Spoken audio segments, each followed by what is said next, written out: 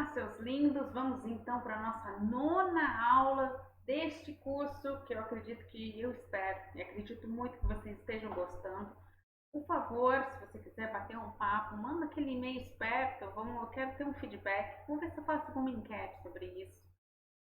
Além de corrigir atividades que passada tem vou corrigir, não se preocupe, antes de entrar em férias aqui, o recesso, né? Eu vou corrigir para vocês, temos ainda esta aula e mais uma próxima, na próxima semana. Então, take easy que o ano ainda não acabou pra gente, tá? Mas eu gostaria de ter esse feedback, tá bom? Porque, galera, muitas coisas que estou passando para vocês, especificamente nesses slides, como do slide passado, outro tal, são conteúdos que você veria em um semestre inteiro, ou em um ano, ou então em vários cursos que formam aquele tipo de informação. Então, por favor, valorize, entendeu, este momento. Não é só por causa que eu estou fazendo isso, para mim é um prazer estar ensinando vocês, é um prazer atiçar a curiosidade, é um prazer que você abra o seu leque e tenha mais possibilidades de um bom emprego, uma boa valorização no mercado, certo? Estamos aqui para isso, que seja o que eu acho que estou. Bom, vamos então, paremos de enrolação e vamos entrar em ação. A aula de hoje é de sensores e atuadores. Eu vou falar para vocês por cima o conceito sobre eles, tá? E depois vou falar algumas curiosidades e algumas áreas que vocês vão gostar de como eles estão aplicados. Certamente a área que eu mais conheço é a área de satélite e tem uma nova aí que é uma cerejinha do bolo que eu tenho me aprofundado e tanto é que é um dos temas que vamos abordar quase no final deste curso. Mas se liga aí, vamos lá então? Bom, galera, nesta aula vamos ver sensores e atuadores. Primeiramente, vou falar das definições e diferenças. Tem diferença entre sensores e atuadores? Tem, claro que tem, são diferentes. Vou falar mais especificamente de giroscópios GPS, são os sensores mais conhecidos e você tem contato com eles no dia a dia, sabia? Que mais? Sensores e atuadores. No avião, alguns casos, alguns exemplos de como atua e tal, como que é esse lance. Que mais? Sensores e atuadores no satélite. Sim, vou explicar algumas coisinhas, algumas curiosidades a respeito disso. E a cerejinha do bolo, sensores e atuadores IoT. Não sei se você sabe, IoT, Internet of Things, a internet das coisas. Galera, este é um novo ramo da nossa tecnologia, a indústria 4.0, etc., Big Data, sim, há sensores e atuadores. Bora lá então? Prepara seu café que vamos precisar. Bom, primeiramente, definições. O que é um sensor? Um sensor é um instrumento eletrônico capaz de medir a quantidade física e gerar uma saída considerável. Essas saídas dos sensores geralmente estão na forma de sinais elétricos. Aí está você, meu engenheiro elétrico padawan, aprendendo alguma coisa, pequeno gafanhoto. Você trabalha com sinais elétricos, principalmente a cadeira de processamento de sinais, né, trabalha muito com sinais elétricos, então há muitas coisas de sensores no meio. Continuando, sensores são dispositivos que trabalham com medidas de grandezas físicas, como temperatura, pressão, presença, umidade, intensidade luminosa, entre outros. As grandezas medidas pelos sensores são combinadas a fim de obter informações sobre o meio físico onde estão presentes. Que mais? Em geral, os sensores atuam transformando partes de uma grandeza física, normalmente em um sinal elétrico, como eu disse para vocês anteriormente, que por sua vez pode ser interpretado por certos equipamentos eletrônicos. Em outras palavras, sensores são componentes eletrônicos que permitem que um equipamento eletrônico possa interagir com o mundo. Os sensores, quando operam de forma direta, transformando uma forma de energia em outra, são chamados transdutores. Olha só a característica especial, hein? Os sensores onde as operações ocorrem de forma indireta, alteram suas propriedades como resistência, capacitância ou indutância sobre a ação da grandeza, de forma que essa alteração ocorre mais ou menos proporcional. Já percebeu que sensores é um mar de oportunidades para você, futuro engenheiro eletrônico, né? Porque é só nós elétricos a gente está trabalhando aqui. Continuando, vamos aprender um exemplo aqui de sensores. Suponha que precisamos controlar a velocidade de nosso veículo e para isso estamos projetando um sistema de controle para ele.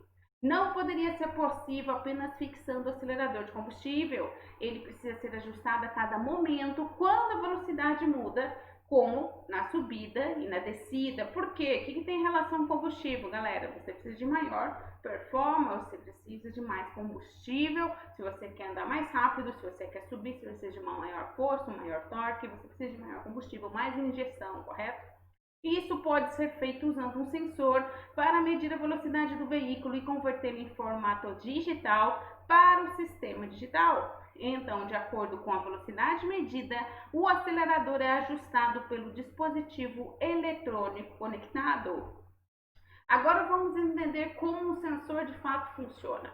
Os sensores são colocados de forma que eles podem interagir diretamente com o ambiente para sentir a energia de entrada com a ajuda do elemento sensor. É só você ver o sensor de presença, né? Tem aquelas agora nos prédios para economizar energia, tem sensor de presença que aí ele tem que interagir com o ambiente, ele tem uma gama ali que ele sente as pessoas naquele raio. Se você muitas vezes sai daquele raio, ele não vai sentir e não vai prender a luz. Prender não, né? Isso é uma coisa do espanhol. Não vai acender a luz. Por isso ele interage com o ambiente, certo? Essa energia detectada é convertida em uma forma mais adequada por um elemento de transdução, por isso que são transdutores. Existem vários tipos de sensores. Um sensor digital é incorporado com um conversor analógico digital, enquanto um sensor analógico não possui nenhum ADC, correto? Tipos de sensores, vamos lá. Os tipos mais comuns de sensores são baseados na detecção de luz, som, ondas eletromagnéticas e contato. Aqui a gente tem alguns nomes para vocês: bumpers, odômetros, infravermelho, sonar, laser, lidar, né? Que o lidar, laser detection and ranging, bússola, GPS, sistemas inerciais, acelerômetros e giroscópios, sistema de visão e câmeras de vídeo. Que mais? Aqui eu ainda dou as funções, o tipo de sensor. Eu quero um sensor de posição e orientação. Qual vai ser a principal função? E passo aqui na outra coluna, na terceira coluna, os exemplos a respeito. Dá uma olhadinha sobre isso, tá certo, galera? Que é bem legal. Continuando. Então, aprendendo sobre sensores, vamos falar o que é um atuador, correto? Vamos lá? Um atuador é um dispositivo que altera a quantidade física, pois pode fazer com que um componente mecânico se mova após obter alguma entrada do sensor. Um atuador, assim como um sensor, é um transdutor que transforma uma forma de energia em outra. Porém, este faz o caminho inverso. Ao invés de transformar partes de uma grandeza física em um sinal elétrico, como sensor, ele transforma um sinal elétrico em uma grandeza física, movimento, magnetismo, calor, entre outros. Em outras palavras, ele recebe entrada de controle, geralmente na forma de sinal elétrico, que gera uma mudança no sistema físico através da produção de força, calor, movimento, etc. O que mais? Um atuador pode ser interpretado como, por exemplo, um motor de passo, onde um pulso elétrico aciona o motor. Cada vez que um pulso é dado na entrada, o motor gira em uma quantidade pré-definida. Um motor de passo é adequado para aplicações em que a posição do objeto deve ser controlada com precisão. Por exemplo, um braço robótico. Então, nas indústrias que você vê aquele braço robótico, certamente tem o que, meus amigos? um atuador, certo? Além de um sensor, dependendo, ele tem que pegar a caixa, ele tem que saber se a caixa está naquela altura e aquelas outras coisas também. Bom, aqui eu falo que Bruno e Mastrelli dizem que atuadores atendem a comandos que podem ser manuais ou automáticos, ou seja, qualquer elemento que realize um comando recebido de outro dispositivo com base em uma entrada ou critério a ser seguido. E aqui eu apresento para vocês alguns tipos de atuadores. Temos atuadores elétricos, hidráulicos e pneumáticos. Caso você não saiba, temos 3 tipos de atuadores. E aqui eu falo umas características especiais sobre eles. Controle, velocidade, torque, precisão, funcionamento, questões ambientais e custos de elétricos, hidráulicos e pneumáticos. Beleza, galera? Continuando. Quais são então as principais diferenças entre sensores e atuadores? Beleza, já sei o que é um sensor, já sei o que é um atuador. Quais são as principais diferenças entre um e outro? Bom, um sensor é um dispositivo que altera um parâmetro físico para uma saída elétrica. Como contra, um atuador é um dispositivo que converte um sinal elétrico em uma saída física. O sensor está situado na porta de entrada para receber a entrada, enquanto um atuador é colocado na porta da saída. Um sensor gera sinais elétricos, enquanto um atuador resulta na produção de energia na forma de calor ou movimento. Magnetrômetros, câmeras, microfones são alguns dos exemplos em que o sensor é usado. Em contraste, os atuadores são usados no LED, no alto-falante, controladores de motor, laser e etc. Pegaram? Bom, e aqui eu deixo para vocês nesse slide, em inglês, of course, quais sensor versus atuador. Beleza? Aqui está bem resumido aquele slide passado, aqui a gente tem bem resumido para que você analise e reflita e não tenha mais essa dúvida, é um sensor ou é um atuador, ou quando usar um e outro. Beleza? Bom, vamos continuar essa aula? Bom, vamos falar de giroscópio e GPS. Já apresentei para vocês então as definições e as diferenças entre atuadores e sensores. Vamos falar de 2 sensores famosíssimos que você tem no seu dia a dia, na palma da sua mão, o giroscópio e o GPS. Beleza? Então vamos lá. Giroscópio. Aqui a gente tem um exemplo de um giroscópio, tá? Logicamente que nem sempre ele é assim deste tamanho, mas é um giroscópio clássico que você pode encontrar por aí. Ele é bem bonito e estiloso. O giroscópio consiste essencialmente em uma roda livre ou várias rodas para girar em qualquer direção e com uma propriedade. Opõe-se a qualquer tentativa de mudar sua direção original. Exemplo facilmente observado é que ao girar a roda de uma bicicleta no ar e tentar mudar a direção de seu eixo bruscamente, percebe-se uma enorme reação. Né? Pega lá, coloca em suspenso aquela roda da sua bicicleta e dá uma rodada. Né? Ele está girando num sentido. Você quer trocar, a reação é enorme. Certo? O indicador de atitude e indicador de rumo se baseiam na rigidez no espaço de um giroscópio. Como um giroscópio resiste em tombar, ele pode fornecer uma referência estável ao horizonte real ou a uma direção específica. O coordenador de curva usa precessão para exibir informações sobre direção e razão de curva. Isso é uma característica muito específica do giroscópio. O giroscópio, o objetivo dele é fornecer direção, certo? E por isso que ele tem essa característica bem especial. Certo? Continuando. Aqui, ó, giroscópios são sensores capazes de medições de variações angulares. Isso faz sentido, porque ali na nossa definição consiste em rodas livres, várias rodas, ele gira. O que gira é velocidade, gera o que? Uma velocidade angular. Por isso que eles são capazes de medições de variações angulares. E aqui eu apresento para vocês, né, as mais comuns áreas de aplicação que nós temos giroscópios, beleza? Vamos então continuando? Bom, tem um giroscópio bem específico, aquele ali que a gente vê, ele é bem mecânico, certo? mas também tem giroscópios ópticos. A ideia básica é que se a luz se propaga a uma velocidade constante, se houver uma rotação ortogonal, um dos comprimentos será mais longo que o outro, e isso é conhecido pelo efeito Sagnac. Isso é uma área bem específica da física, que é óptica, tá? Óptica não é só aqueles desenhos lá chato do ensino médio, tá bom? Medida da variação desse comprimento e permite variar o W, a velocidade angular. Temos um detector e um transmissor. Isso, o giroscópio óptico, não quero falar bobagens, mas eu acredito que muitos celulares é esse que tem. Tá? Você deve às vezes pegar seu celular, quando você ativa lá o GPS, né, ele não fala para você fazer um movimento assim, então, porque ele quer saber onde está a sua direção. Lembra que ele vai calcular o horizonte lá na definição inicial do giroscópio? Então, o óptico precisa desse movimento. Eu acredito que ele utiliza esse. Não quero falar bobagem. Se eu estiver falando bobagem, mil perdões, mas eu acredito quase 97% que é isso mesmo, tá bom? Continuando.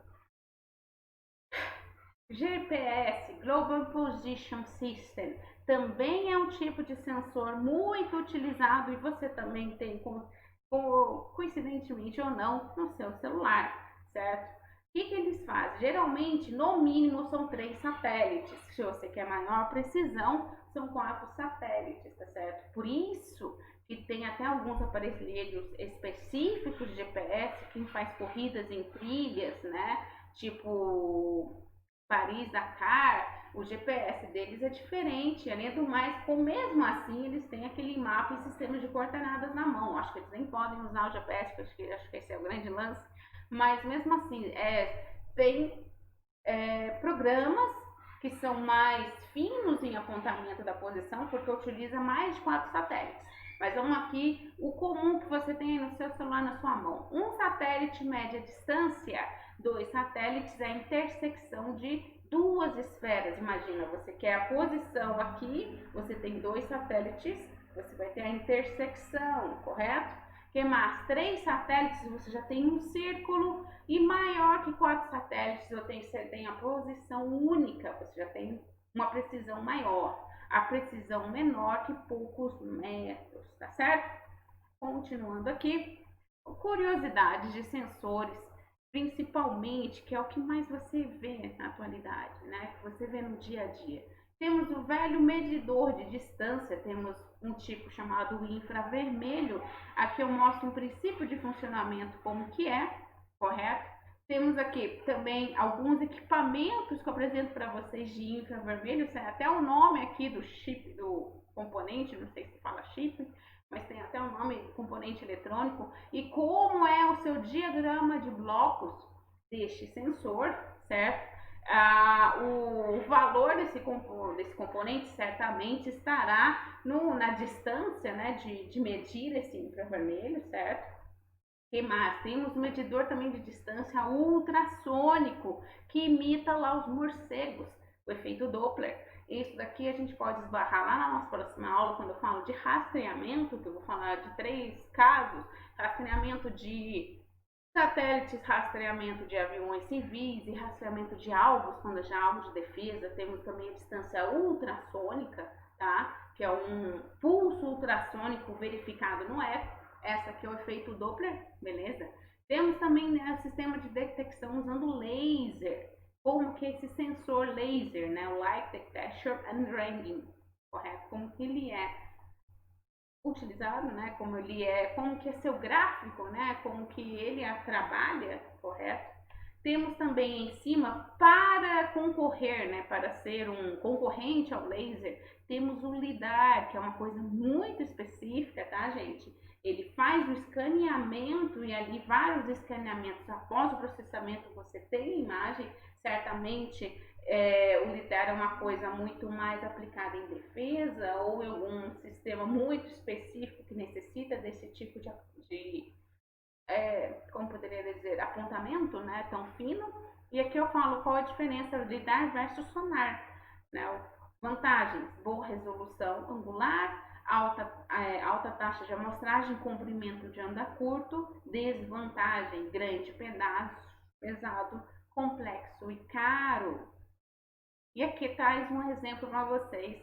Talvez esse tenha sido um dos primeiros protótipos de carros para que se dirijam autônomos, antes que o nosso amigo, esqueci o nome dele, que é aquele cara milionário, né, do Tesla, né? Antes de Elon Musk, né, antes dele do Tesla fazer seu carro autônomo, muitos surgiram assim, com vários altos 64 lasers que medem 360 graus, além de outras coisas, e como ele vê todo o sistema. Ele pode ser autônomo, mas ele precisa de vários sensores e necessariamente atuadores, né? Porque você vai ver, quando eu apresento para vocês sensores e atuadores em avião, eu preciso do atuador para entrar em ação em cima do sensor, às vezes, né? É um e outro, correto? Vamos então continuar então? Vamos falar então de sensores e atuadores avião. Vamos lá? Bom, aqui eu mostro alguns exemplos que vocês podem ter sensores e atuadores no avião. Logicamente que eu não vou saber tudo, e realmente não sei tudo, mas eu achei essa foto aqui, achei bem legal, onde ele mostra onde estão aqui, onde estão os sensores, onde estão alguns atuadores e alguns transmissores em algum avião. Lembrando que esse é um avião comercial, certamente um avião de defesa, ele é muito mais munido desses tipos de informação, tá? Vamos lá então. No avião, principalmente é no piloto automático que você vai ter uma concentração maior de atuadores e sensores, tá? Por quê, gente? Vamos lá aqui. Aqui eu faço um breve texto, se você puder ler, fique à vontade. Bom, olha só, num piloto automático, aqui a gente tem uma figura da cabine do piloto automático, eu preciso ter um sensor altímetro que mede a altitude, preciso de um sensor pinote, que é o pitot, se pronuncia pitot, tá? Que mede a velocidade horizontal. Eu não falei muito especificamente, mas eu lembro que nas aulas que eu falei lá de avião, tem velocidade de cruzeiro, então geralmente se liga o piloto automático na velocidade de cruzeiro, não quando ele está subindo, muito menos descendo. Então, esse pitot, ele regula, né, ele mede a velocidade oriental, ou seja, ele sabe que a velocidade de cruzeiro tem aquele range de x e y que é considerado velocidade de cruzeiro, tá? Tem o sensor do giroscópio, que mede a angulação das asas. O giroscópio entra no avião para medir a angulação das asas. O sensor bússola, que mede a direção do voo. Temos o sensor girômetro, o que mede a velocidade de inclinação das asas.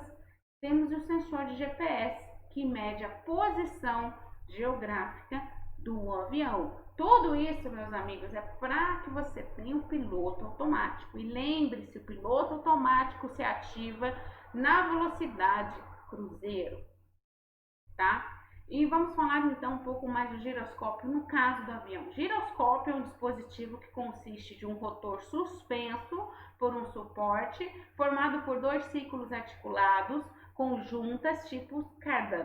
Seu funcionamento baseia-se no princípio da inércia. O eixo em rotação tem um efeito de memória que guarda a direção fixa em relação ao círculo máximo, dispensando as coordenadas geográficas. Na aviação, serve de girocompasso e piloto automático, permitindo o voo em condições de visibilidade zero. Olha só que interessante. Nos voos espaciais, o dispositivo é fundamental para a orientação das aeronaves. O indicador de altitude e o indicador de rumo se baseiam na rigidez no espaço de um giroscópio. Como um giroscópio resiste em tombar, ele pode fornecer uma referência estável ao horizonte real ou uma direção específica. O coordenador de curva usa a precessão para exibir informações sobre direção e razão de curva. E aqui, gente, olha só, tem um exemplo do giroscópio, certo? Que são várias rodas. E aqui a gente vê o giroscópio atuando nos controles do avião, na parte da inclinação, que vai ser bem aqui, bem no cantinho da cauda menor lá atrás do avião. Temos também no lane, certo? O lane é o giro no eixo vertical, lembra? O pitch, yaw, roll, pitch, yaw e roll. E aqui a gente tem a rolagem, o roll, certo? Que é nas asinhas, bem na pontinha, tá? O controle da rolagem, correto? Tudo isso são sensores, giroscópios, beleza? Bom, vamos falar então agora Sensores e atuadores satélites. Bora lá. Bom, há diversos elementos que perturbam o voo de um veículo espacial, tais como gradiente de gravidade, radiação solar, campos magnéticos e aerodinâmica. Veja no vídeo na descrição abaixo, eu vou deixar lá embaixo no vídeo dessa descrição, como, é um exemplo, tá em inglês, galera, como a radiação solar afeta um veículo espacial, tá bom? E aqui, como a radiação solar exerce pressão sobre o veículo espacial em órbita da Terra, alterando sua órbita, tá? Isso acontece direto. Vê lá o vídeo, vai estar aqui no primeiro link para você, essa descrição desse vídeo, tá bom? O efeito dessa radiação é diretamente proporcional à área do veículo espacial e inversamente proporcional à sua massa. Um exemplo do efeito de pressão de radiação solar sobre a órbita de um veículo espacial é aumentar a sua excentricidade de sua órbita. Ela se torna mais elíptica, aumentando o apogeu e reduzindo o perigeu. Isso é uma coisa que acontece muito e atrapalha as missões, porque como ele aumenta o apogeu, reduz o perigeu, ele fica naquela área mais distante, né? Você pensa que perdeu, o satélite não tem a bateria suficiente para aquilo, o tamanho dos painéis não consegue carregar a bateria. Isso é um problemaço, galera. Radiação solar lá no universo atrapalha em muitas coisas, tá bom? Continuando.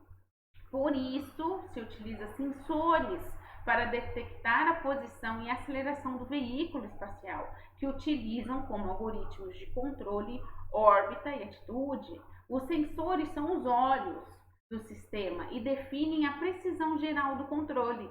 Alguns tipos englobam sensores solares, analógicos, digitais, CCD, terrestres, equilíbrio térmico, scanner horizontal e estelares, Star Trackers, tá? Esses são os tipos de sensores que existem para a área de satélites aeroespacial. O sensor estelar, por exemplo, é uma unidade de referência estelar que navega com base na posição das estrelas, ou seja, como a posição das estrelas, tanto norte e sul, né, do nosso universo, são catalogadas, o sensor estelar ele sabe que ele vai apontar sempre para o Cruzeiro do Sul, então ele vai saber que está na posição correta, tá? Só que continuando, tem uma observação sobre isso, tá bom? Ele detecta estrelas em seu campo de visão e as compara com seu catálogo a bordo, que contém milhares de estrelas. Ele é adequado para pequenos satélites, nos quais a precisão de apontamento não é uma preocupação maior. Deixa eu ver aqui. Mas antes de eu falar sobre isso, galera, no próximo slide, eu tenho que falar, então, professora, todos os satélites usam sensor de estrela, sensor solares e tal. Nein, das nicht. Nein, nein, nein. Porque como vocês viram, para levantar, no slide que passado, na aula passada, para levantar, erguer qualquer coisa para que entre em órbita, é caro, precisa de muito combustível, como era o caso do ônibus espacial. Um satélite também precisa, e quanto mais leve, menor. E esses sensores Monamis são muito caros. São muito caros. E além, são alguns pesos que você pode evitar. Por isso que quando realmente é necessário e a missão tem bagagem para bancar isso, eles colocam, claro, por supuesto, quanto mais sensores, melhor, mas geralmente não se utiliza. E aí, por isso, vocês lembram lá na aula de controle moderno, eu falo do filtro de calma. O filtro de calma veio ajudar tudo isso. Você não precisa gastar e colocar um peso a mais no seu artefato espacial, no seu spacecraft, se você tem um algoritmo que pode te ajudar a determinar a atitude desse satélite sem gastar nada, tá bom?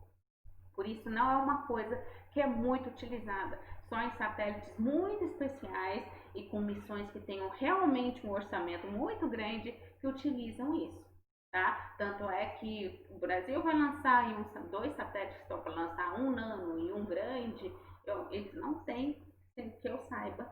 O pequeno tem certeza, o pequeno não tem nenhum tipo de sensor estelar e eu tenho e o outro eu não tenho tanta certeza, mas eu acredito que também não, tá?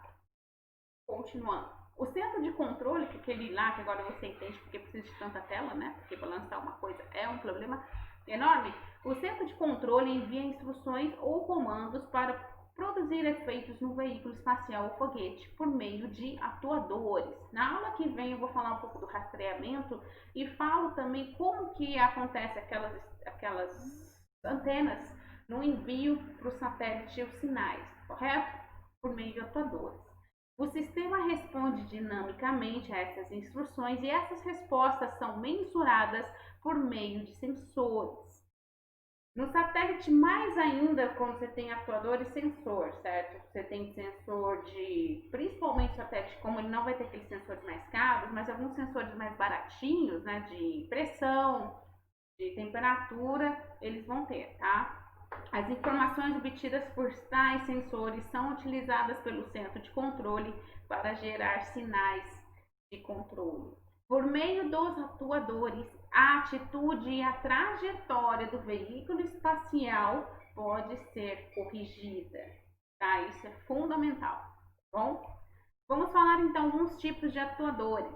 Tá? Atuadores, isso sempre tem. Atuadores é o que mais tem no satélite, porque como você viu aqui em destaque, é por meio dos atuadores que a atitude e a trajetória desse veículo espacial é corrigida, tá? Tem até aquele exemplo bizarro, como eu falo naquele filme da Sandra Bullock, correto, Gravity, que ela faz ali um atuador, um jatinho de gás lá, que foi um pouco ridículo, mas tudo bem, posso considerar bem assim, tá bom?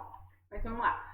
Propulsores. Propulsores são jatos de gases que controlam a atitude do satélite. Eles são utilizados para aquisição inicial, ajuste de atitude durante manobras orbitais, geralmente em combinação com rodas de reação. Também é um tipo de atuador, que é o próximo slide. Atinge amplos torques. Então, jatos de gases atinge amplos torques. Por isso, o mais bizarro daquela cena de Gravity da Sandra Bullock é porque não foi um torque amplo. O que deveria ter de fato acontecido ali, quando ela ativasse aquele, não sei se era extintor, sei lá o que era, whatever, era um jato de gás, a menina tinha que sair voando, para longe, porque eles têm amplos torques. E eu mais uma vez deixo aqui a nossa Bíblia da área aeroespacial, o Vértice, ele fala aqui muito sobre isso. Tem um capítulo, um bom capítulo, acho que são 3 ou 5, especificamente de sensores e atuadores. Tem foto, tem como você fazer seu programa também computacional. E aqui exemplo, eu tenho nessa figura, galera, um exemplo de uma mesa que foi o trabalho da minha tese de doutorado. Esse daqui é uma simulação lá no Federal do ABC, meu professor orientador do INPE da aula lá, e a gente aproveitou esse protótipo aqui experimental. Nas setas azuis, nós temos aqui 3 rodas de reação, que é o nosso tema aqui, é um atuador, que é o tema do próximo slide, e nas setas em rosa são onde estão os tambores de jato de gás. Bem interessante isso, galera. Vamos continuar? Bom, rodas de reação, isso praticamente todo satélite tem, galera. Roda de reação ou de momento são utilizadas para controle de rotina da orientação do veículo espacial. Quando o motor acelera a roda, o veículo espacial começa a rotacionar em direção oposta. Seria quando você faz o cavalinho de pau, certo? Se você faz a curva e puxa, né, o freio de mão. Quem nunca fez um cavalinho de pau? Eu não posso levantar a mão. Mas então, quando você faz cavalinho de pau, você puxa e ele faz o sentido contrário. Nossa, mas eu tô virando o volante para a esquerda e ele vai para a direita? Então, a roda de reação tem o mesmo princípio, galera. A desaceleração das rodas possui efeito de rotacionar o veículo espacial de volta. Ao dirigir as rodas em várias combinações, utilizando computadores para controle de atitude, podemos apontar o veículo na direção desejada. E aqui tem um exemplo de uma figura que essa aqui é como são as rodas de reação, né? Aqui também mostra ela já melhor trabalhada, né? Ali você tem ela já encaixada no protótipo, certo? E aqui a gente tem um exemplo da estabilidade de 3 eixos. Lembra aqui na aula passada, quem ajuda muito isso, né, naqueles spins, é a roda de reação, certo? Bom, galera, eu espero que vocês tenham gostado até aqui. Agora vamos para a nossa cereja do bolo. Sensores e atuadores em IoT, Internet das Coisas, Internet of Things. Vamos lá? Bom, a internet das coisas traz o valor das tecnologias da informação para o mundo físico, por meio da combinação de sensores e atuadores às redes de computadores. Podemos detectar o que está acontecendo no mundo físico, disponibilizar essas leituras para algoritmos de softwares, calcular resultados com base nas leituras e, finalmente, direcionar os atuadores a usar esses cálculos para modificar o mundo físico. Geralmente, essas redes são de circuito fechado, o que significa que o parâmetro físico que o atuador controla é imediatamente lido de volta no sistema por um sensor, fechando um loop contínuo em tempo real, real time, e permitindo monitoramento e controle rígido dos processos físicos. Sensores e atuadores em IoT. A IoT, ou IoT, adiciona atuadores às redes de computadores e controle do mundo físico que eles fornecem, adiciona camadas de compilação aos aplicativos da IoT. No passado, problemas de sistema com erros de software, violações de segurança de computadores ou falhas de componentes podiam causar uma preocupação significativa aos gerentes de TI, porque seus dados podiam ser corrompidos, perdidos ou roubados. Quando os atuadores são adicionados à rede, especialmente se esses controladores atuam em sistemas como reatores, subestações, veículos ou dispositivos médicos, se os sistemas são hackeados ou sofrem falhas, podem ocorrer danos sérios à propriedade, ferimentos pessoais ou até a morte. Galera, todo sistema computacional, ele é sujeito a falhas, ele é possível a ser invadido. A grande preocupação da internet das coisas é você entra no seu carro, né, autônomo e tal, e alguém pode querer te matar. Não vamos falar palavras assim, vai que nosso vídeo é ressarcido. Alguém pode desejar o seu cabum e entrar ali com hackers, mexendo no algoritmo, tanto um caso, professor, um caso tão extremo, sim, pode ser um caso tão extremo, ou também ativar reatores atômicos, subestações, agora subestações elétricas não são todas, em sua maioria, todavia, na rede, mas podem depois estarem sujeitas a estar na rede, e alguém pode até com o celular entrar no sistema, deixa eu dar um blackout naquela cidade. Isso é sujeito, galera. Todo sistema computacional é sujeito a falhas. Engane-se você, pode ter um antivírus que tenha, mas se alguém quiser entrar, entra. Bom, continuando. Portanto, precisamos ter cuidado especial com os dispositivos conectados, como integridade e segurança do sistema, caso os atuadores forem incluídos. A maioria dos sensores e atuadores inclui tipos de transdutores. Transdutores são dispositivos que convertem uma forma de energia em outra. Por exemplo, as quebras do seu carro convertem energia mecânica em energia térmica.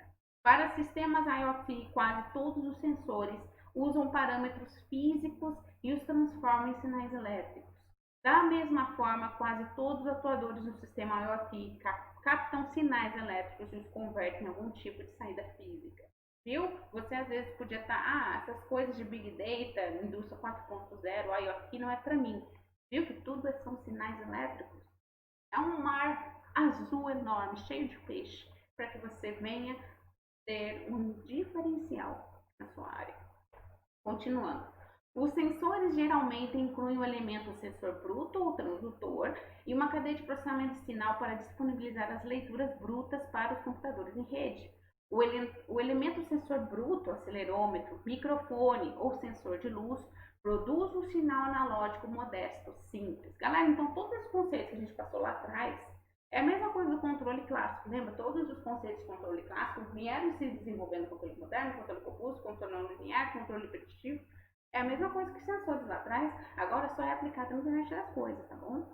Esse sinal deve passar por uma cadeia de processamento de sinal que amplifica, filtra e converte o sinal bruto em um formato que nossos computadores de controle e seus softwares possam inserir. Sensores sofisticados usam técnicas de processamento de sinal digital para filtrar, condicionar, calcular a média e formatar as leituras do sensor no domínio digital. Atuadores. Atuadores têm funções inversas, foi como a gente viu lá atrás, né? A saída digital dos computadores de controle e seus softwares são entregues através de uma interface para os drives que captam os sinais e os convertem em quaisquer entradas que o transdutor no atuador exigir. Geralmente, isso consiste em um conversor digital analógico, um filtro de saída e algum tipo de amplificador. Cada vez mais, técnicas digitais como processores de sinais e amplificadores de classe D estão sendo empregadas em atuadores para torná-los mais precisos, responsivos e com menor consumo de energia. Bom, pode parecer muito, professor, é tudo muito utópico. Será que isso já é possível? Vou dar um exemplo aqui que você encontra no seu dia a dia naquelas máquinas para preparar café. Você pode esbarrar uma dessas aqui na sua fábrica, ou às vezes na sua cafeteria, em alguma empresa que você esteja por aí a visitar, em alguma clínica médica, tá? Vamos lá, como que atuam os sensores e atuadores ali? Isso é um exemplo de IoT? Sim, é um exemplo de IoT. Vamos lá. A primeira etapa desse processo é aceitar a solicitação do usuário. Logicamente, você precisa lá teclar o que você quer tomar, correto?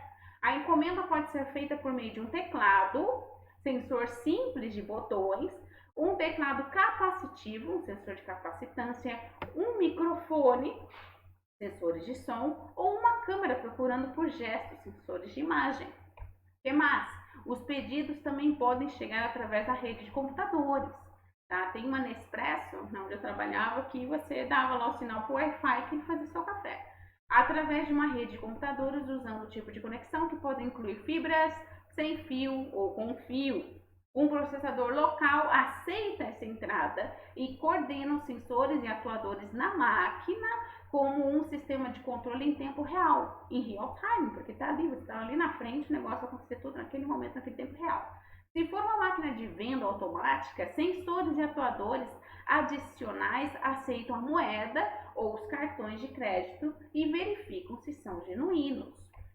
Os sensores monitoram continuamente a temperatura e pressão da água de infusão no reservatório. Um aquecedor de resistência serve como atuador que controla a temperatura da água. Existem loops de feedbacks dos sensores pelo processador de controle dos atuadores para garantir que a água esteja na temperatura desejada para uma fermentação ideal. Fermentação, se for o caso de chá, ou então para misturar ali na sua bebida que você quer, seu cappuccino. Em seguida, temos que selecionar a bebida. A máquina pode ter diferentes tipos que representam as variedades que pode fabricar. Os sensores confirmam a presença do pacotinho, talvez de forma óptica ou mecânica. Os atuadores robóticos usam motores para indexar o compartimento para a posição correta e baixar o saquinho, né, que tem caso de chá, ou então baixar o pacotinho e jogar ali que está ali dentro, né, ele mesmo abre. Selecionando na estação de infusão. Outro atuador do robô pode mover o copo para a estação de fermentação e os sensores confirmam que ele está posicionalmente correto, né? Posição correta. Os atuadores de válvula se abrem para deixar a água entrar, sensores de nível ultrassônicos medem a quantidade de copo e cortam as válvulas no momento certo, né, para ver se encheu o copo, certo? Se está numa altura razoável para não reversar, né? Os motores que baixaram o pacotinho podem mergulhar suavemente de cima para baixo, se for o caso do chá, se for chá, ou ir lentamente jogando para facilitar sua distribuição. Um sensor óptico pode medir a cor do chá para remover o saquinho, certo? Se é um chá mais carregado, e quando a força desejada for alcançada, ou um sensor de tempo para revolver o pacotinho, correto? Um atuador com um solenoide pode soltar o saquinho de chá usado no recipiente de resíduos ou pacotinho, né? Ele já foi usado, vai para o resíduo. E atuadores adicionais podem adicionar, ficou meio redundante, os condimentos selecionados, por exemplo, você pode ainda colocar um dosador de creme, açúcar, mel, certo? Que aí vai naquelas bebidas, né? Porque todo é o mesmo procedimento quando você tem essas máquinas, principalmente de café. Tem café, cappuccino, moca, chocolate já é específico, só vai até o caminho da água. Mas aqui esses três usam café. Vamos lá, então. Sensores ópticos de peso ou ultrassônicos nas caixas de condimentos verificam se o suprimento é adequado e os dispensores estão medidos corretamente. Uma colherzinha robótica, exigindo que vários atuadores acionados por um motor a posicionam, movam e limpem ela, né, deixar ela limpinha, é adicionada no final. E os atuadores abrem a porta de entrada que apresenta o copo ao usuário, certo? Ele vem ali com um copo para você. Bom, galera, se isso tudo de sensores e atuadores tem ali, então cada vez mais a indústria 4.0, a internet das coisas, tanto para residências e tudo mais, cada vez vai ser mais fidedigno, né? Só que tem que ter muito cuidado, como vocês viram, todo o sistema é sujeito às falhas e tudo são sinais elétricos. Então, isso pode ser um diferencial enorme para que você tenha um destaque no meio de tantos outros que estão procurando algum emprego, tá bom? Bom, galera, a próxima aula, rastreamento, alvos, satélites e aviões comerciais, tá? Um super beijo para vocês e até a próxima.